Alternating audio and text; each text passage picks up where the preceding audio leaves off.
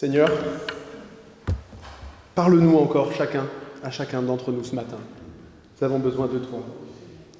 Fais-nous comprendre ce que tu attends de nous et que ta parole, qui est comme de l'eau, qui tombe sur le sol de la terre, fasse germer en nous tout ce qui est appelé à devenir vivant. Que nous puissions porter du fruit. Dans le nom de Christ. Amen. Alors, la semaine dernière, nous avions vu, pour ceux qui étaient là, un thème d'une très très grande importance. Qu'est-ce que l'amour ? Qu'est-ce que l'amour ? Et nous avions vu ce chapitre magnifique dans la lettre de Paul aux Corinthiens, quand il raconte ce que c'est que l'amour, et il nous fait comprendre que l'amour, c'est pas d'abord un sentiment, mais c'est une volonté. C'est la volonté de prendre l'autre en compte et de souhaiter son bien. Et nous avons vu, et nous allons voir ce matin encore, combien ce commandement n'est pas un commandement nouveau, c'est un commandement ancien que Dieu avait déjà donné, qui était donné sous cette forme « Tu aimeras ton prochain comme toi-même ». Ce qui va nous amener à nous poser la question « Qui est mon prochain ?» Et on verra qu'en fait c'est une mauvaise question, cette question « Qui est mon prochain ?» En tout cas, dans un premier temps, c'est pas exactement comme ça qu'il faudrait le formuler. La question que nous devrions plutôt rechercher, derrière « Qui est mon prochain ?» c'est plutôt « Comment dois-je aimer ?» Et nous allons voir cela ce matin. Nous allons voir cela ce matin à travers un texte de l'Ancien Testament et une parole de Jésus. Nous allons mettre les deux ensemble et nous allons voir ce que la parole de Dieu a à nous dire. Lisons. Lévitique, chapitre 19, versets 13 à 16. Dieu avait commencé par dire juste avant « Vous serez un peuple saint, car moi je suis un Dieu saint ». Et un peu plus loin, il dit « Tu n'exploiteras pas ton prochain, tu ne prendras rien par la violence. Tu ne garderas pas chez toi jusqu'au lendemain la paye d'un salarié. Tu ne maudiras pas un sourd, tu ne mettras pas devant un aveugle quelque chose qui puisse le faire tomber, mais tu respecteras, tu craindras ton Dieu. Je suis l'Éternel. Tu ne commettras pas d'injustice dans tes jugements, tu n'avantageras pas le faible, mais tu ne favoriseras pas non plus le grand ou le fort, mais tu jugeras ton prochain avec justice. Tu ne propageras pas de calomnie parmi ton peuple, tu ne t'attaqueras pas à la vie de ton prochain, je suis l'Éternel. Tu ne détesteras pas ton prochain dans ton cœur, mais tu veilleras à reprendre ton prochain, ainsi tu ne te chargeras pas d'un péché à cause de lui. Tu ne te vengeras pas et tu ne garderas pas de rancune envers les membres de ton peuple. Tu aimeras ton prochain comme toi-même. Je suis l'Éternel. Et voici ce qui s'est passé un jour. Nous allons lire Luc chapitre 10. Un enseignant, un spécialiste de la loi, alla trouver Jésus et posa une question à Jésus pour lui tendre un piège. Et il lui dit « Maître, que dois-je faire pour obtenir la vie éternelle ?» Jésus lui répondit « Qu'est-ce qu'il est écrit dans la loi ? Comment comprends-tu » Alors il lui répondit « Tu aimeras l'Éternel, le Seigneur, ton Dieu, de tout ton cœur, de toute ton âme, de toute ta force ou d'énergie, de toute ta pensée, et ton prochain comme toi-même. » Tu as bien répondu, lui dit le Seigneur. Fais cela, et tu auras la vie. Mais l'enseignant de la loi, le spécialiste, voulant se justifier, se donner raison, reprit. Oui, mais qui est mon prochain ? Alors, en réponse, Jésus lui raconta. Il lui dit, il y avait un homme qui descendait de Jérusalem à Jéricho quand il fut attaqué par des brigands. Ils lui arrachèrent ses vêtements, le rouèrent de coups, s'en allèrent, le laissant à moitié mort. Or, il se trouva qu'un prêtre hébreu, descendait par le même chemin. Il vit le blessé et s'en écarta et poursuivit sa route. De même, après, un lévite, un membre du peuple d'Israël, arriva au même endroit, le vit, et s'en écartant poursuivit sa route aussi. Mais un Samaritain, un membre d'un peuple ennemi, qui passait par là, arriva près de cet homme. En le voyant, il fut pris de compassion. Il s'approcha de lui, soigna ses plaies avec de l'huile et du vin. Il les recouvrit de pansements. Puis, le chargeant sur sa propre mule, il l'emmena dans une auberge où il le soigna de son mieux. Le lendemain, il sortit 2 pièces d'argent. Il les remit à l'aubergiste et lui dit « Prends soin de cet homme. Tout ce que tu auras dépensé en plus, je te le rembourserai moi-même quand je repasserai. » Et Jésus ajouta « À ton avis, lequel des 3 s'est montré le prochain de l'homme qui avait été victime des brigands. C'est celui qui a eu compassion de lui, lui répondit l'enseignant de la loi. C'est bien, va et agis de même, lui dit Jésus. Voilà jusque-là la lecture de la parole de Dieu. Le spécialiste de la loi cherchait à se justifier. Jésus avait placé la barre très haut de ce qu'il fallait faire pour obtenir la vie éternelle. Et nous le savons, c'est le but de la loi, nous faire comprendre qu'il n'y a rien que nous puissions humainement faire pour obtenir la vie éternelle.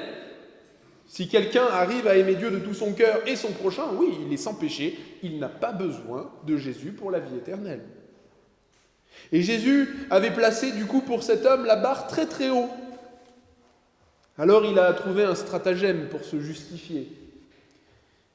Il aurait voulu que Jésus fasse descendre la barre et lui donne une délimitation nouvelle avec laquelle il aurait eu plus de chances de passer l'exercice. Il aurait aimé qu'il y ait des catégories de gens dont il aurait pu se passer d'aimer et de vouloir le bien.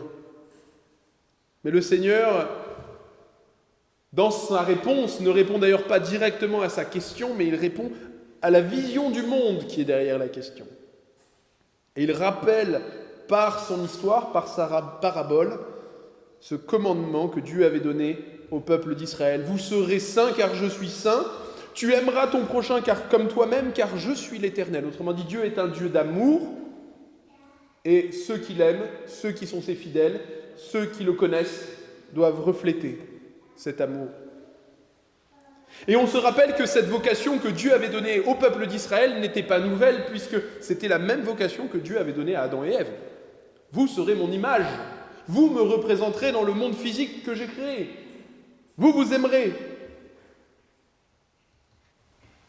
La réponse de Jésus, très adroitement, renvoie à l'échec spirituel du peuple même d'Israël qui connaissait Dieu, et montre que non seulement toute l'humanité est méchante et mauvaise, mais même le peuple de Dieu, même ce peuple qui avait reçu cette vocation, eh bien, ne s'aimait pas. Et il y a beaucoup d'exemples dans cette histoire. D'abord, il y a l'exemple de la méchanceté pure. La méchanceté pure, le péché actif de ceux qui font le mal. Ce sont les brigands. Les brigands ne reconnaissent pas cet homme qui marche sur la route comme un être humain précieux, ayant de la dignité. Eux ne voient pas un homme, ils voient un porte-monnaie se promenant sur la rue, sur la route. Et je crois qu'un des effets très forts du péché, c'est cela, c'est de faire que nous ne reconnaissons pas dans l'autre un être humain, mais nous voyons quelque chose à saisir. Il n'y a rien de pire dans la vie que d'être observé ou regardé comme une proie. Il y a des gens qui ont vécu cela. Et le péché détruit, il dérobe, il abîme, il salit, il tue. Il fait activement le mal. Mais ce n'est pas tout. Il y a aussi le deuxième exemple, celui des deux hommes qui vont venir, et c'est le péché, ce manque d'amour qui cause, non pas activement le mal, ce n'est pas des gens qui ont craché sur l'homme, qui l'ont piétiné, mais l'indifférence. Et l'indifférence, c'est un manque d'amour aussi. Et l'exemple que Jésus choisit n'est pas par hasard, parce qu'il choisit des membres du peuple de Dieu qui auraient dû se sentir solidaires de cet Hébreu qui était là sur la route, mais ils n'ont même pas compassion. Ils font partie de ces gens qui sont censés connaître la loi, d'avoir reçu la loi, et pourtant, ils s'éloignent de celui-là même auquel Dieu leur a demandé d'être attentifs. Celui-là même dont ils ont la responsabilité spirituelle. C'est un échec. Et au final, qui va s'occuper de cet homme ? Ce sera un étranger, membre d'un peuple ennemi, parce que les Samaritains et les Hébreux se détestaient. Mais cet homme-là ne déteste pas. Il aurait pu passer sans se soucier, peut-être même que personne ne lui aurait reproché. On aurait dit, les Samaritains sont comme ça. Mais dans l'histoire que Jésus raconte, cet homme s'en occupe et se fait le prochain de cet homme blessé. Et cela sert à montrer du doigt le manque d'amour touchant tout le monde, mais notamment le peuple de Dieu. Et le but de la parabole, la façon dont Jésus l'adresse, le but c'est de retourner la question. Il utilise un étranger samaritain parce que de cette manière-là, le spécialiste de la loi ne va pas s'identifier. Parce que vous savez, quand on nous raconte des histoires, on s'identifie toujours au sauveur, enfin, parfois. Un homme qui était blessé, il y a le bon qui vient, qui fait des choses, on dit « Ah oui, moi c'est comme ça que je veux faire ». Jésus fait exprès de prendre un samaritain parce que comme ça, celui qui écoute comprend que dans l'histoire, il n'est pas le samaritain. Il est ou l'homme blessé, ou les deux qui passent à côté dans l'indifférence totale. Ce qui permet à Jésus de tourner, puisqu'à la fin, on s'attendrait à ce que Jésus dise qui a été le prochain du Samaritain. Mais Jésus dit non. Qui a été le prochain de l'homme blessé? Autrement dit, qui l'homme blessé doit-il aimer? Et le monsieur répond, le Samaritain, le troisième. Autrement dit, Jésus, au lieu de répondre à la question « Qui est mon prochain ?», répond plutôt à la question « Comment agir en tant que prochain ?» Autrement dit, ne réfléchissez pas à ce que les autres peuvent faire pour vous, mais réfléchissez à ce que vous pouvez faire pour les autres. Au lieu de la question « Qui dois-je aimer ?», Jésus répond plutôt à la question « Comment aimer ?» Et il donne l'exemple d'un amour désintéressé, gratuit, qui coûte à celui qui aime. Et il répond derrière cette question à « Que faire après avoir tant été aimé ?» Puisqu'il demande à celui qui l'écoute à s'identifier à celui qui a été blessé et de dire « Et maintenant que tu as été guéri, et maintenant qu'on t'a démontré de l'amour, combien ton cœur doit être transformé, combien ta vision du monde est appelée à changer, combien ton regard sur les autres est appelé à changer aussi. » Et Jésus a raconté cette histoire de soins, de guérison, qui est une histoire, je pense, qu'il a inventée, mais qui est crédible, pour nous enseigner que nous sommes malades, que nous sommes incapables d'aimer comme il faudrait vraiment, et que nous ne faisons pas tant partie d'abord de la solution, mais que du problème. Et c'est là où Dieu est entré en scène. C'est là où il a démontré que son amour guérit le péché, soigne même les conséquences du péché. La croix de Dieu, la croix de Jésus est la preuve qu'il nous a aimés. Et Jésus a donné sa vie pour chacun d'entre nous. Il a pris avec lui sur la croix nos péchés, nos désobéissances, notre manque d'amour, et les a engloutis dans la mort, afin que rien ne fasse obstacle à la réconciliation entre nous et Dieu, et que nous puissions recevoir l'Esprit Saint qui était promis initialement dans les prophéties à celui qui obéirait parfaitement. Et nous recevons cette vie éternelle que nous devrions obtenir seulement en aimant Dieu de tout notre cœur, de toute notre force et notre prochain, toute notre vie sans jamais pécher. Cette vie éternelle que nous ne pouvions obtenir par l'obéissance, nous la saisissons par la foi. Et Dieu a démontré qu'est-ce que ça veut dire d'aimer. D'aimer l'autre comme on s'aime soi-même. Le Dieu tout autre s'est fait le prochain de chacun. Et ce qui nous amène finalement au sens de la parabole, le sens derrière. Que faire de notre vie maintenant ? Que nous avons été soignés par cet étranger qui est Dieu, qu'il nous a restaurés, qu'il nous a confiés, que nous sommes rétablis. Et cela renvoie à la parole de Jésus. Va et fais de même. L'Écriture dit « Nous avons connu l'amour », et l'amour est personnifié en la personne de Dieu, en ce que l'amour a donné sa vie pour nous. Nous aussi, nous devons nous donner notre vie pour les frères. Je vous l'ai dit la semaine dernière, je le redis, l'amour est essentiellement sacrificiel. Jésus a dit « Il n'y a pas de plus grand amour que de donner sa vie pour ses amis ». C'est là, on l'avait dit, la différence entre la conception véritable de l'amour et la conception charnelle de l'amour qui est un sentiment pour les gens du monde. Mais pour nous, c'est pas ça. C'est ce qui fait que l'amour biblique, l'amour que Dieu a, n'est pas attirant pour l'homme naturel. Parce que Extérieurement, aimer vraiment, ça ressemble à quoi? Ça ressemble à gâcher sa vie. Ça ressemble à gâcher sa vie, à perdre sa vie pour rien ou pour des gens. Ça n'a pas de sens.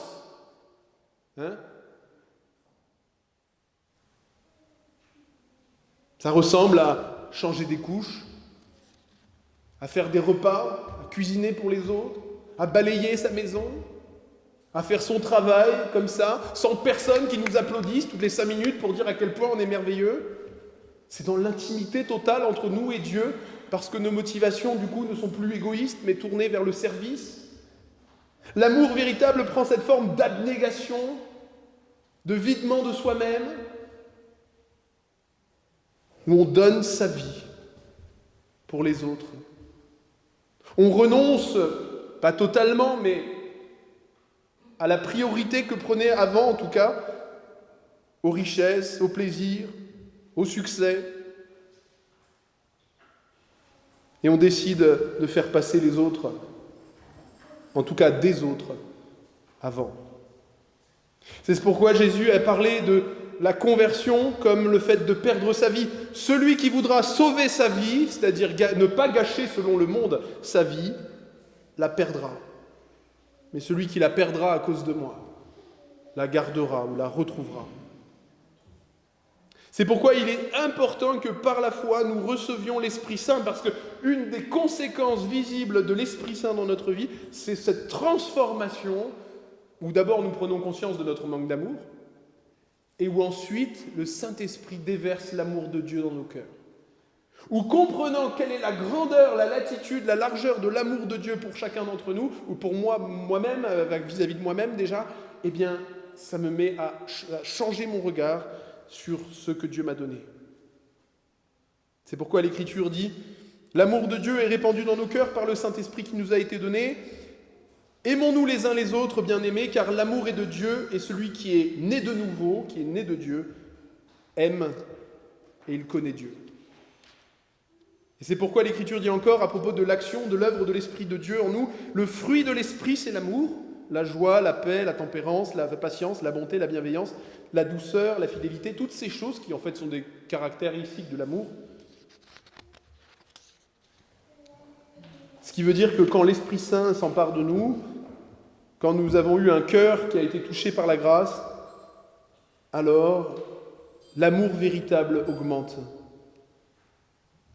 Dieu change un cœur plein de haine, d'ingratitude, d'égoïsme, d'indifférence, d'hypocrisie, et se met à nous donner un cœur qui, petit à petit, aime vraiment Dieu et son prochain. Il l'avait promis, Ézéchiel, chapitre 37, « Je vous donnerai un cœur nouveau, je mettrai en vous un esprit nouveau. J'enlèverai votre cœur de pierre, et je vous donnerai un cœur de chair. Je ferai en sorte que vous suiviez mes commandements, et que vous observiez et pratiquiez vraiment mes enseignements. » Alors, qui est notre prochain? Revenons maintenant à notre question, maintenant que nous avons vu ce que ça voulait dire. Le prochain, comme le terme l'implique, prochain c'est celui qui est proche, potentiellement, d'abord ça peut être tout le monde, ça peut être n'importe qui. C'est pas tout le monde, mais c'est n'importe qui, potentiellement, que Dieu mettra sur ma route. C'est celui pour lequel ma vie, ma conduite, mes décisions, mes paroles peuvent avoir une conséquence. Ça fait quand même beaucoup de monde. Tous les gens par lesquels, par mon comportement, je peux faire du bien ou du mal, sont mes prochains. Et ce qui est très important et qui nous ramène à la parabole de Jésus, c'est qu'on ne choisit pas son prochain. C'est Dieu qui le choisit pour nous. On ne choisit pas un prochain parce qu'il est aimable ou qu'il n'est pas aimable. On reçoit le prochain ou les prochains que Dieu nous donne. Et nous sommes appelés à nous abstenir du mal, à aimer et vouloir le bien de chaque individu que le Seigneur nous a confié pour le temps où il nous l'a confié comme prochain. Mais c'est important quand même de comprendre Que justement, Dieu ne nous a pas confié tous les êtres humains sur la planète Terre avec la même responsabilité. Il ne nous a pas appelés à aimer forcément tout le monde autant, parce qu'en pratique, ce n'est pas possible. Et même, on le sait, dans le monde, il y a cette tendance parfois, et il y a deux choses qui sont, on va dire, condamnables dans la Bible. C'est ceux qui disent, alors moi j'aime que ceux-là, et les autres, mais je m'en fous, mais complètement. Je n'ai aucun intérêt, j'ai de l'indifférence pour tous les gens qui habitent en dehors de cet espace-là, ou les gens avec qui j'ai cette relation-là. Ça n'a rien à voir avec l'amour chrétien. Et la deuxième chose, c'est souvent l'inverse. C'est les gens qui disent « Ah, moi j'aime tellement les gens qui habitent là-bas. Oh, ils sont tellement merveilleux, ces gens que je ne vois jamais, que je ne côtoie jamais. Et j'ai tellement envie de leur envoyer mon cœur et de l'argent et leur faire tellement de bien. » Quand à côté, les gens qui sont à côté d'eux manquent de tout. Qu'ils n'ont pas égard à l'égard de la personne qui habite dans leur propre maison. Jean-Jacques Rousseau, qui n'était pas du tout un exemple, a dit « Il y a tel philosophe qui aime incroyablement les Persans et les Tartares, mais afin de se dispenser d'aimer ses propres voisins. » Des fois, cela arrive aussi. Et le Seigneur nous dit non, ni l'un ni l'autre. Personne ne nous est indifférent. Et pour autant, il y a quand même un ordre. Il y a un ordre de ceux qui nous sont donnés en responsabilité. Et on n'a pas tous les mêmes responsabilités. Et Jésus, d'ailleurs, donnait comme exemple, il a condamné les pharisiens parce qu'il y avait tout dans l'école des pharisiens une tradition qui disait qu'on avait le droit de ne pas aider ses propres parents, de ne pas soutenir ses propres parents, si on disait « Oui, mais j'aime Dieu tellement fort que l'argent que j'aurais pu donner à mes parents, en fait, je vais l'offrir à Dieu.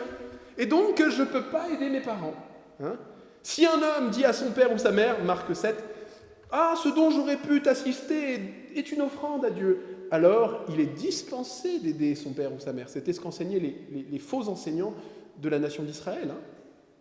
Et Jésus dit, vous annulez, vous rendez caduque, vaine, vous contredisez la parole de Dieu avec vos fausses traditions. Et le Seigneur nous dit, nous avons, contrairement à Dieu, Dieu est omniscient, il est omnipotent, il est éternel. Nous, on n'est pas éternel, on n'est pas omniscient, on n'est pas omnipotent. Et donc, notre énergie est limitée, notre temps est limité, mais Dieu nous a placés à un endroit et à un moment donné, dans un contexte donné, avec les responsabilités qu'il nous a données, avec les dons qu'il nous a donnés. Le monde est partout, qu'on aille dans n'importe quel pays, le monde est dans une misère humaine, sociale, spirituelle absolue. Et Dieu demande à chaque être humain, dans tous les pays où ils sont, dans tous les contextes où ils sont, dans toutes les familles où ils sont, il leur demande de prendre soin d'abord de ceux qui sont à côté. L'expression de notre amour doit être comme des cercles concentriques, qui n'ignorent personne, mais des cercles. Plus Dieu verse son amour dans notre vie, plus les gens qui sont dans le cercle proche sont pris en compte, aimés, et pour autant sans abandonner ceux qui sont plus loin, pour lesquels l'amour se répand aussi et grandit aussi. Et donc nos premiers prochains, ceux pour lesquels nous sommes censés être les plus responsables, selon ce que dit la parole de Dieu, c'est ceux qui vivent sous notre toit. C'est ceux aussi qui ont joué un rôle important dans notre vie. Ceux qui dépendent directement de nous pour survivre. C'est notre conjoint, c'est nos parents, c'est nos enfants, c'est notre famille proche.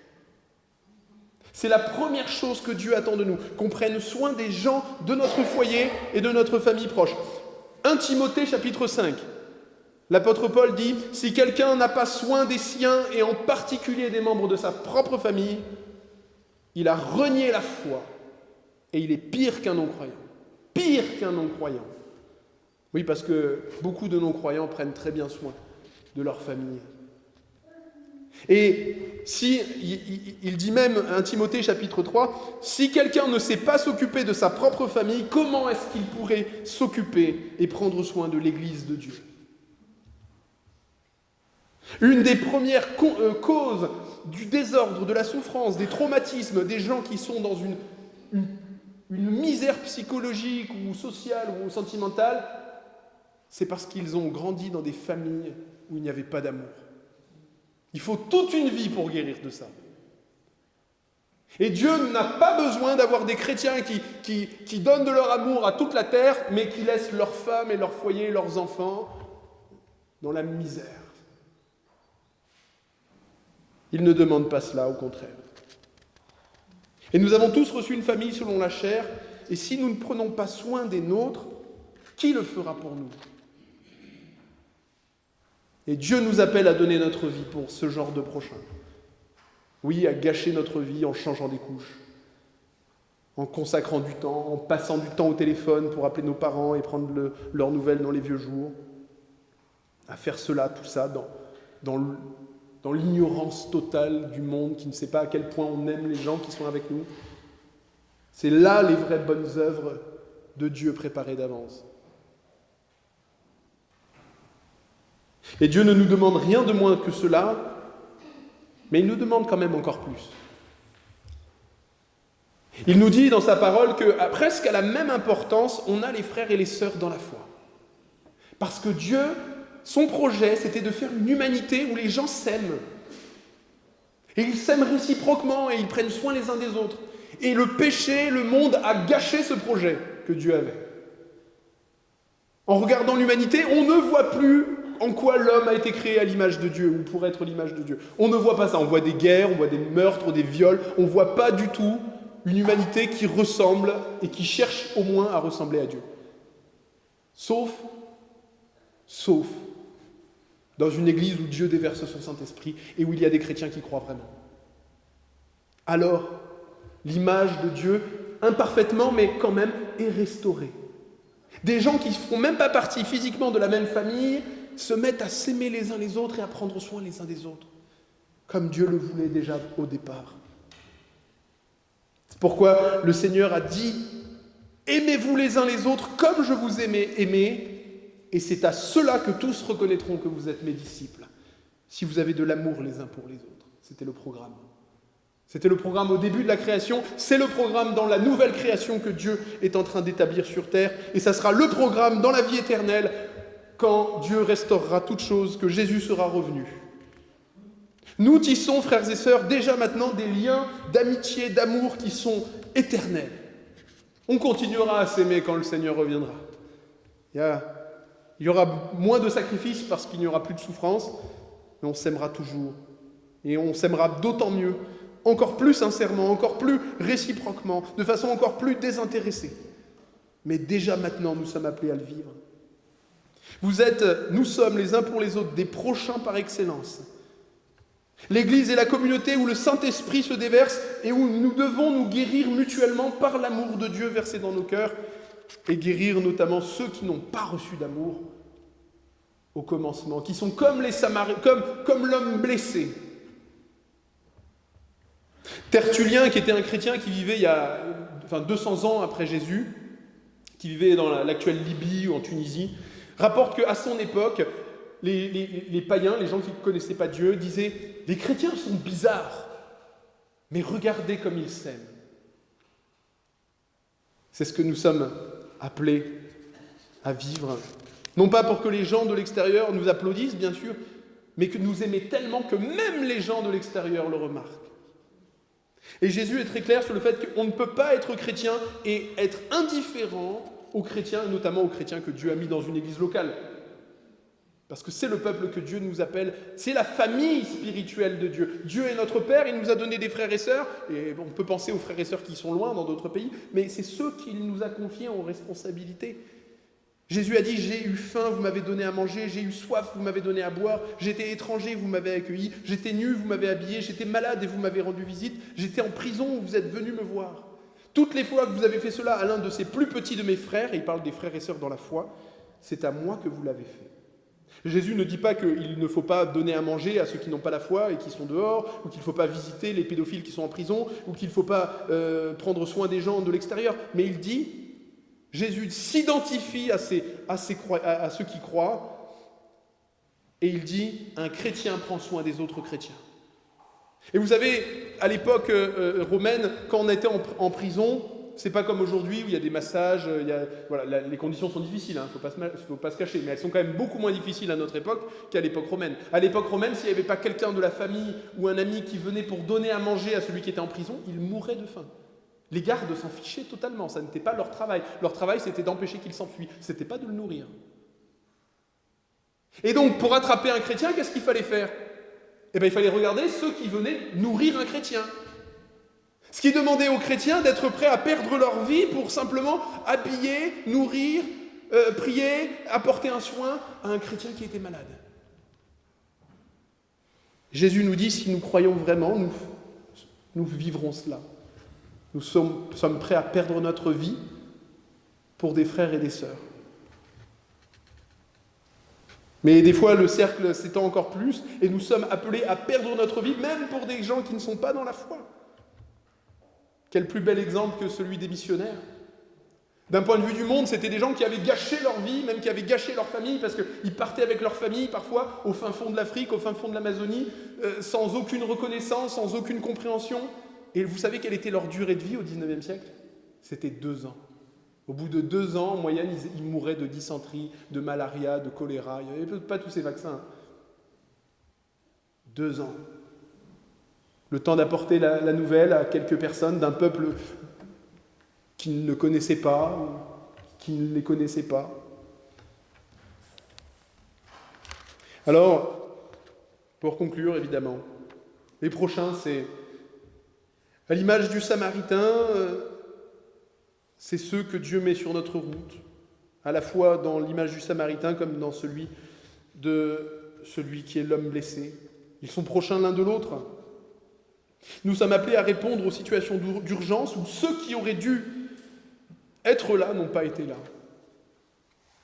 Julien l'Apostat, un empereur païen, écrit une lettre un jour aux prêtres païens de son époque et se plaint. Il dit, vous savez, c'est scandaleux, parce que les Nazaréens, c'est les chrétiens, non contents de prendre soin de leurs propres pauvres, prennent en plus soin des nôtres.